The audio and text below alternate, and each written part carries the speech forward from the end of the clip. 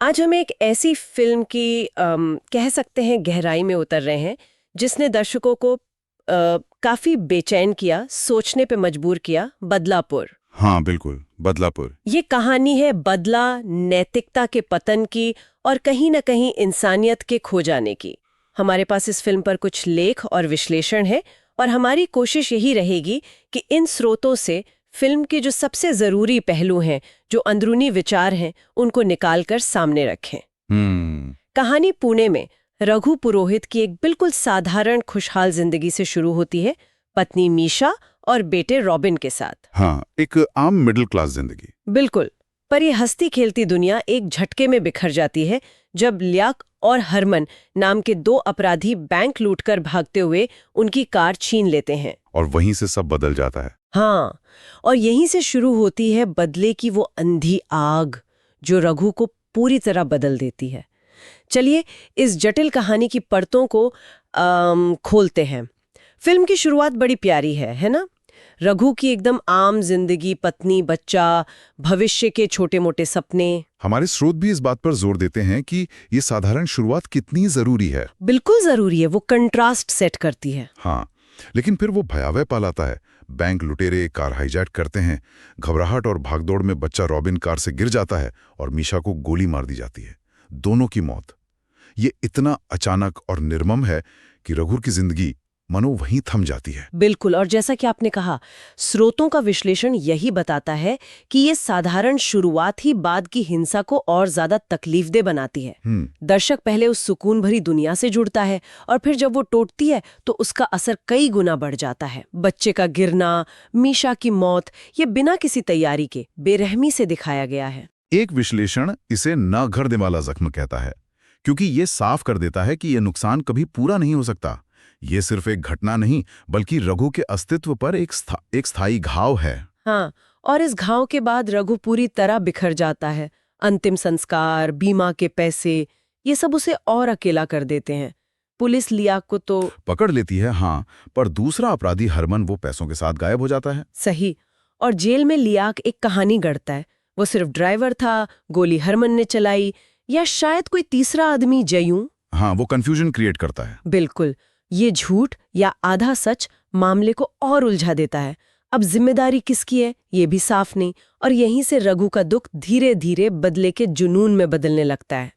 वो लियाक से जेल में मिलता है, उस पर हमला भी करता है, पर कुछ हासिल नहीं होता। उसके जिंदगी का अब एक ही मकसद रह जाता है, जिम्मेदार लोगों को ढूंढना और सजा देना। बदला लेने के इस रास्ते पर रघु का पहला कदम जानकारी जुटाना होता है। वो लियाक की पृष्ठभूमि खंगालता है और पहुंचता है झिमली तक। झिमली, हाँ, जो लियाक की गर्लफ्रेंड थी। हाँ, और अब एक यौन कर्मी है। रघु उसे अपने परिवार के इंश्योरेंस के पैसे देता है, मतलब अपनी गुजरी हुई जिंदगी का आखिरी टुकड़ा, और बदले में जानकारी मांगता है। लेकिन झिमली मना कर देती है। हाँ, मना कर देती है, और इस इनकार पर रघु का गुस्सा फूट पड़ता है और वो उसके साथ जबरदस्ती करता है, उसे अपमानित करता है। ये पहली बार है जब हम रघु को इस तरह का व्यवहार करते देखते हैं। ये एक बहुत ही महत्वपूर्ण नैतिक मोड़ है। हमारे स्रोत इस पल को नायक के पतन का पहला स्पष्ट संकेत कहते हैं। यहाँ रघु सच जानने के नाम पर हिंसा और अपमान का सहारा ले रहा है। वो एक पीड़ित है, लेकिन इस पल उसका व्यवहार पीड़ित जैसा नहीं है। नहीं है, बिल्कुल नहीं। एक विश्लेषण इसे वो बिंदु मानता है जहां दर्शक की रघु के प्रति सहानुभूति जटिल होने लगती है, या शायद थोड़ी कम होने लगती है। हाँ। फिल्म ये दिखा रही है कि दुख और गुस्सा इंसान को कैसे सही गलत के रास्ते से भटका सकता है। उसका न्याय का विचार अब व्यक्तिगत क्रूर प्रतिशोध में बदल रहा है। सही। ये सिर्फ एक गलत काम नहीं, ये दर्शक के साथ रघु के रिश्ते को बदलने वाला पल है। इसके बाद कहानी आगे बढ़ती है। लियाक को डकैती के जुर्म में सजा हो जाती है और फिर फिल्म एक लंबा लीप लेती है, पूरे 15 साल का। 15 साल, बहुत लंबा वक्त। हाँ, इन 15 सालों में रघु कहाँ था, क्या कर रहा था, ये ज्यादा नहीं दिखाया जाता। बस इतना कि वो समाज से कट चुका है, अकेला रहता है, बदलापुर नाम की एक सुनसान जगह पर। ऐसा लगता है मानो उसकी जिंदगी 15 साल पहले उसी हादसे पर रुक गई हो। ये 15 साल का अंतराल सिर्फ वक्त गुजारने के लिए नहीं है। कई विश्लेषण इसे रघु के चरित्र के विकास, या यूं कहें कि पतन, के लिए जरूरी मानते हैं। अच्छा। ये दिखाता है कि बदला उसके लिए सिर्फ एक प्रतिक्रिया नहीं बल्कि उसकी पूरी पहचान बन चुका है। वो इन सालों में जी नहीं रहा बल्कि अपने अंदर उस आग को जलाए रख रहा है। एक स्रोत कहता है कि ये अंतराल प्रतिशोध को रघु के अस्तित्व का केंद्र बना देता है। वो बाहर से शांत दिख सकता है लेकिन अंदर ही अंदर वो उसी बदले की तैयारी कर रहा है। और इन 15 सालों के बाद कहानी फिर मोड़ लेती है। जेल में लिया को लाइलाज कैंसर हो जाता है। हाँ, ये भी एक ट्विस्ट है। बिल्कुल। उसकी माँ जीनत, जो अब बूढ़ी हो चुकी है, रघु के पास आती है। वो गिड़गिड़ाती है, माफी मांगती है ताकि रघु लियाक को माफ कर दे और उसे मानवीय आधार पर रिहाई मिल सके, ताकि वो अपने आखिरी दिन जेल से बाहर गुजार सकें। हाँ, जीनत कई लोगों से मिलती है, मदद की गुहार लगाती है। रघु पहले तो साफ इनकार कर देता है। जाहिर है उसके लिए लियाक अब भी वही अपराधी है जिसने उसकी दुनिया उजाड़ी थी। यहाँ फिल्म दर्शकों के सामने एक और नैतिक पहेली रखती है ना। लियाक की बीमारी उसे सिर्फ एक विलन के तौर पर देखना मुश्किल बना देती है। सही बात है। वो अब एक कमजोर, मरता हुआ इंसान भी है। क्या एक मरते हुए अपराधी के प्रति सहानुभूति जायज है? क्या उसकी पीड़ा उसके अपराधों को कम कर देती है? ये सवाल तो उठता है। एक विश्लेषण कहता है कि ये फिल्म का तरीका है लियाक के किरदार को मानवीय बनाने का, उसे सिर्फ एक शैतान के खांचे में फिट होने से रोकने का। हाँ, उसे थोड़ा कॉम्प्लेक्स दिखाने का। बिल्कुल। ये दर्शकों को उसकी स्थिति पर सोचने को मजबूर करता है, भले ही वो उसके किए को भूल ना पाए। जीनत अपने बेटे को बाहर निकालने की आखिरी कोशिश में एक ऐसा कदम उठाती है जो कहानी को नई दिशा देता है। हाँ, वो क्या करती है? वो बेताब होकर रघु को दूसरे अपराधी का नाम बता देती है, हरमन। ओहो। हरमन, वही साथी जो 15 साल पहले पैसों के साथ भाग गया था। हाँ, वही। जीनत का इरादा सिर्फ माँ का प्यार है। वो इस जानकारी के बदले अपने बेटे की रिहाई की उम्मीद करती है। अब रघु के पास सालों बाद एक साफ निशाना है। अब खेल फिर से शुरू। हाँ, कुछ स्रोत ये भी बताते हैं कि पुलिस भी जीनत की जानकारी के बाद हरमन पर नजर रखने लगती है, जिससे एक तनाव बनता है। क्या कानून पहले पहुंचेगा या रघु? एक रेस शुरू हो जाती है। रघु हरमन को ढूंढ निकालता है। हरमन अब शादीशुदा है, अपनी पत्नी कंचन कोको के साथ एक सामान्य मध्यम वर्गीय जिंदगी जी रहा है। मतलब उसने अपना अतीत पीछे छोड़ दिया है, या ऐसा दिखाने की कोशिश कर रहा है? हाँ, शायद। रघु बड़ी चालाकी से उनसे दोस्ती करता है, उनके घर आता जाता है, उनके भरोसे को जीतता है।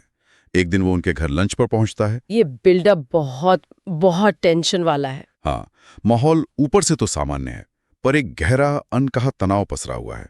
रघु चुपचाप उनके परिवार को देखता है, शायद अपनी खोई हुई जिंदगी की झलक उनमें पाता है, लेकिन उसके इरादे वो ठंडे और पक्के हैं। हमारे स्रोत इस पूरी प्रक्रिया को रघु की योजनाबद्ध क्रूरता की तैयारी के तौर पर देखते हैं।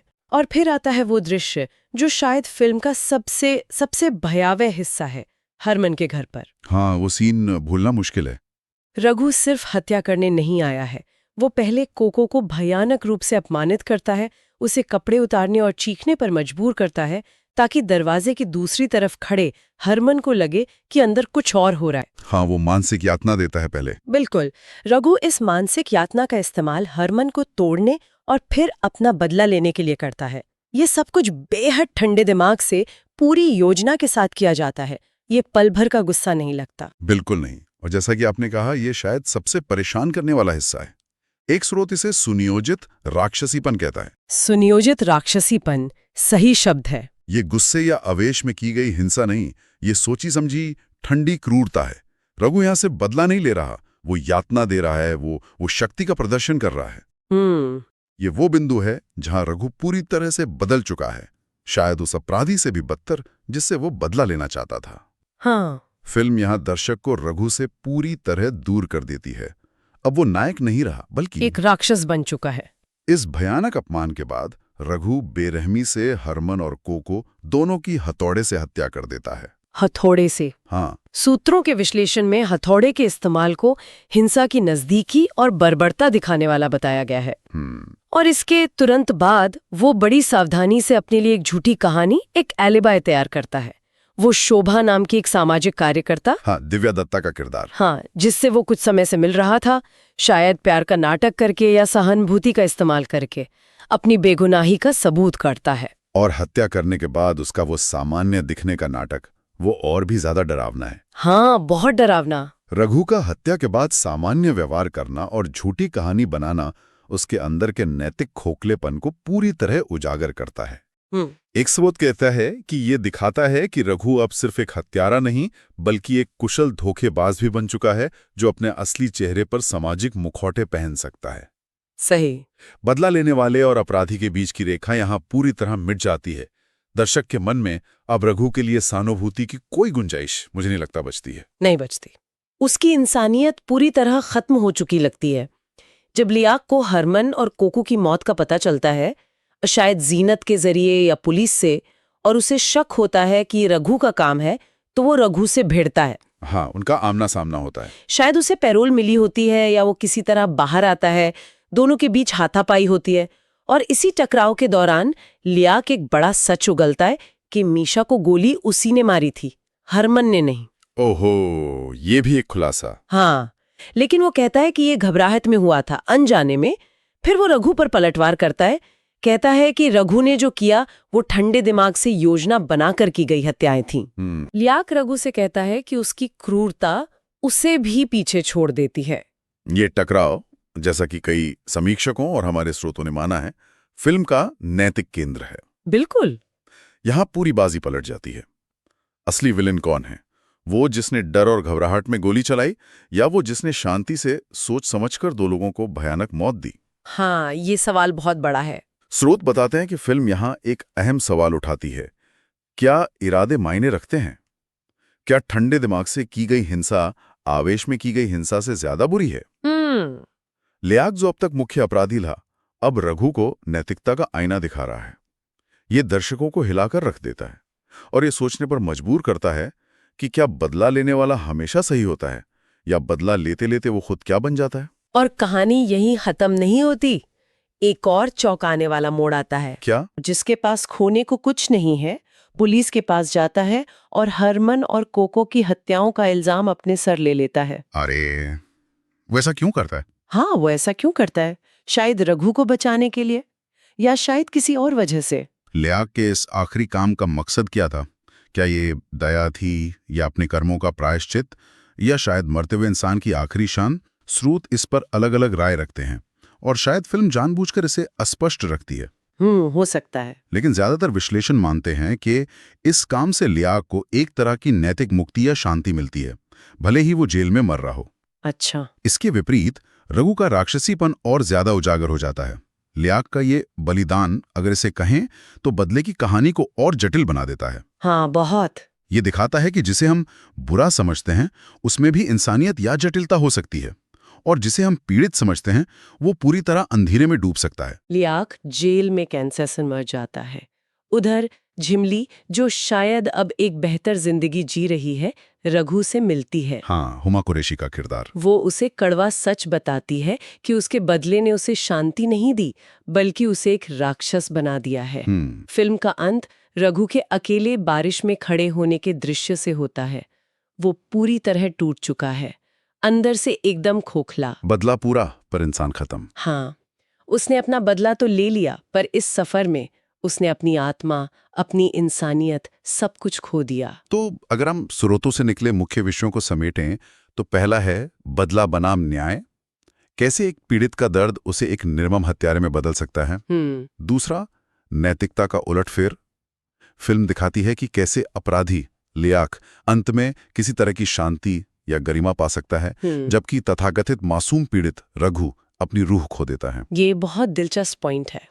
और तीसरा, और शायद सबसे अहम, बदले की निरर्थकता। जैसा कि हमारे स्रोत बार बार रेखांकित करते हैं, फिल्म किसी भी तरह की भावनात्मक संतुष्टि या सुकून देने से इनकार करती है। बिल्कुल नहीं देती। बदला लेने के बाद हासिल कुछ नहीं होता, सिवाय तबाही और गहरे खालीपन के। निर्देशक श्रीराम राघवन की फिल्म बनाने की शैली का भी जिक्र जरूरी है। हमारे स्रोत उनकी नव नोआर शैली की तारीफ करते हैं। मतलब वो अंदाज जिसमें कहानी में अक्सर नैतिक उलझने, नाउमीदी और एक गहरा उदास माहौल होता है, जो यहाँ बहुत प्रभावी है। हाँ, उनका स्टाइल बहुत अलग है। फिल्म की धीमी गति, किरदारों की मनोवैज्ञानिक गहराई पर जोर, ये सब रघु के जुनून और उसके अंदरूनी अंधेरे को महसूस करने में मदद करते हैं। वरुण धवन का अपने करियर के शायद सबसे डार्क रोल में उतरना और नवाजुद्दीन सिद्दीकी का लियाक के किरदार को इतनी परतों और बारीकियों के साथ निभाना, दोनों का काम कमाल का था। नवाजुद्दीन तो खैर। हाँ, दोनों के अभिनय की भी काफी प्रशंसा हुई है। फिल्म में समय का अंतराल, बारिश के लगातार दृश्य और सामान्य घरेलू पलों का उपयोग हिंसा और नैतिक पतन के विरोधाभास को उभारने के लिए बहुत कुशलता से किया गया है। बिल्कुल। अंततः ज्यादातर विश्लेषण इसी निष्कर्ष पर पहुंचते हैं कि फिल्म का मूल संदेश प्रतिशोध की भारी नैतिक कीमत के बारे में है। ये बदला लेने की इच्छा को महिमा मंडित करने के बजाय उसकी विभत्सता दिखाती है। ये भावनात्मक शांति या समाधान देने से इनकार करती है और जोर देती है कि बदला लेने वाला अंदर से खोखला हो जाता है। लियाक के आखिरी हरकत की अस्पष्टता और रघु का अंत में मिलने वाला गहरा खालीपन दर्शकों को लंबे समय तक सोचने पर मजबूर करता है कि हिंसा के चक्र का अंत कहाँ है। तो ये थी बदलापुर की कहानी का हमारा विश्लेषण। रघु का एक तबाह हुए इंसान से एक ठंडे दिमाग वाले योजनाबद्ध हत्यारे में बदलने का सफर। ये कहानी कई मुश्किल और बेचैन करने वाले नैतिक सवाल खड़े करती है, जिनके कोई सीधे या आसान जवाब नहीं है। बिल्कुल, और शायद यही इस फिल्म की सबसे बड़ी ताकत है। ये कोई आसान जवाब या संतुष्टि नहीं देती। सही कहा। बल्कि ये दर्शकों को बदले की विनाशकारी प्रकृति, नैतिकता की फिसलन भरी जमीन और इंसानियत की नाजुकता पर गहराई से विचार करने के लिए छोड़ देती है। ये दिखाती है कि नफरत और बदले की आग में जलकर इंसान क्या बन सकता है और उसकी कीमत क्या होती है। और अंत में सोचने के लिए एक विचार छोड़ जाते हैं। अगर बदला जख्म नहीं भरता, सिर्फ इंसान को और ज्यादा तोड़ देता है, तो फिर इतने गहरे नुकसान और अन्याय से उभरने का रास्ता क्या है? क्या माफी ही एकमात्र विकल्प है, या फिर कुछ जख्म कभी भरते ही नहीं? हाँ, ये बहुत बड़ा सवाल है। और ये भी कि फिल्म शायद ये दर्शाती है कि लियाक को अपने अंतिम कार्य से किसी प्रकार की शांति या मुक्ति का एहसास हुआ, जबकि रघु को सिर्फ अंधीन खालीपन मिला। अपराध बोध, स्वीकृति और प्रतिशोध की असल प्रकृति के बारे में ये क्या कहता है? सोचने वाली बात है।